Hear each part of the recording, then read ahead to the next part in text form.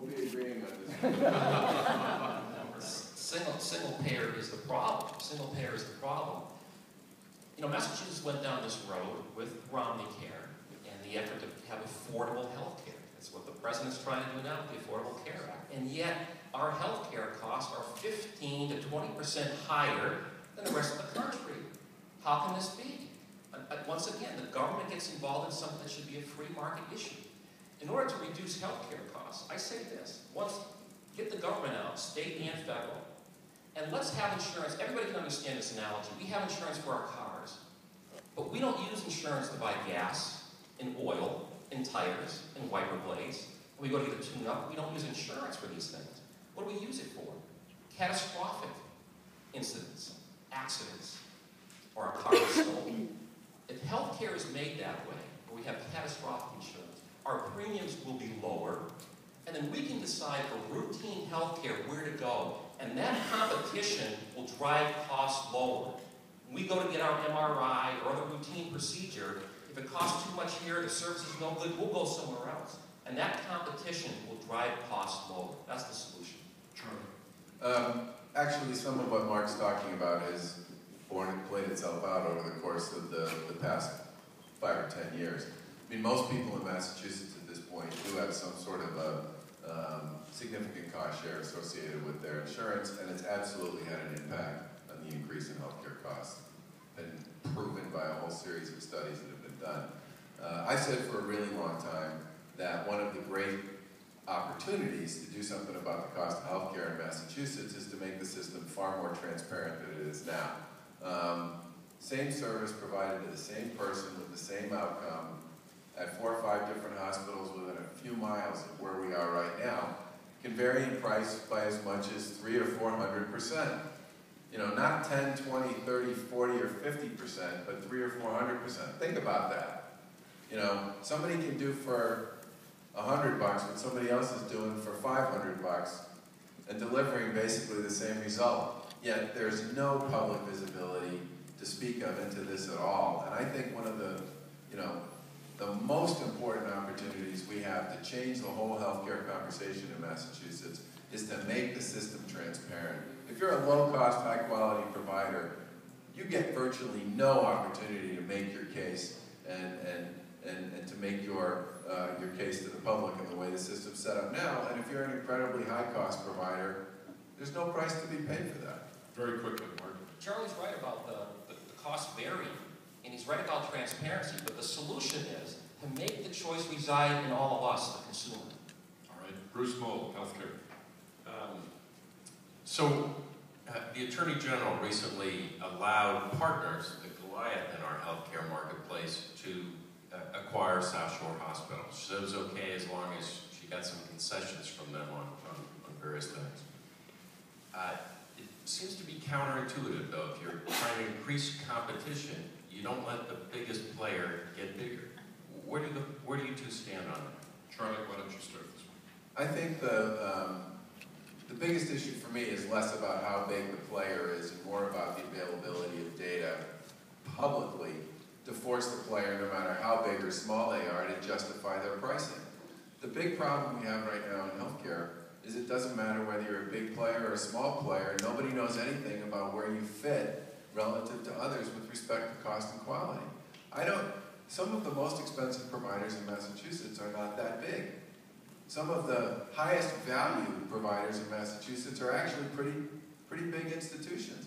I don't think this is so much a question about how big a particular provider is one way or another. I think it has a lot more to do with the ability of people and others to understand just how big the spread is on a price basis for the same service. And one of my big concerns about the Attorney General's deal with Partners is it's built on this foundation, once again, that it's going to be a behind-the-scenes argument that's going to take place between the people at Partners and the people in the Attorney General's office about who's actually complying with which particular rule of this settlement and all the rest. That's the wrong place and the wrong forum, the wrong way to create discipline and focus and urgency on this. The public, sunshine, bright lights. How much are people getting paid? How well are they doing relative to others? And how are they performing? That's where that conversation needs to take place. The problem with the Attorney General's proposal is it just assumes the whole thing is still going to be a battle that goes on among lawyers behind closed doors to figure out who's complying with what and who's not. We'll never get anywhere in solving the healthcare problem that way. The AG Partners deal. Like you said, it does seem like an oxymoron, that we want to have competition, and here we are having a merger. I'm all for free market forces. If one company wants to acquire another, that's fantastic. The problem with our healthcare in Massachusetts is within the borders of Massachusetts. Let's have more competition. Let's expand it so we can have insurance companies from outside of the state compete. And again, let's go back to car insurance. What happened when Geico and Allstate, and I believe it was Farmers, were allowed to come into the state? Our insurance premiums went down by 13%. The same thing can happen with health insurance. More competition is a great thing. Let's expand it outside the confines of Massachusetts. The Partners deal, good or bad? It's a good thing.